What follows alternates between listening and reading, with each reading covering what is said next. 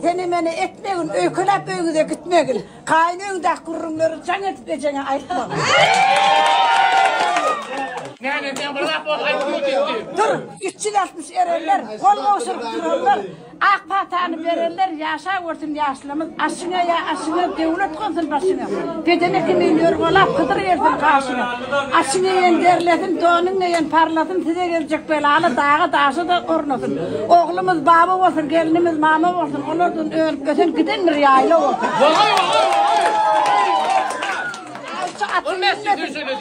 Ağzı atın minmesin, düşman doğunun giymesin, bakil namın iymesin, akıp batan çeşmeden bar hayvanlar uçtun, dağdan gelen perişte, yalka vurdun her işte, Hıdır nazarını sarsın, Süleyman taktın versin, koç oğlunuz olsun, kolun taşlık yediniz olsun, komşuluğun ürküzme, merekanı korkuzma.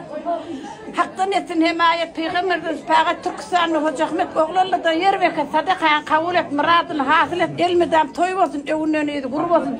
Beyk Allah'ın gör oğlun yasın dilek eden, beyk amin.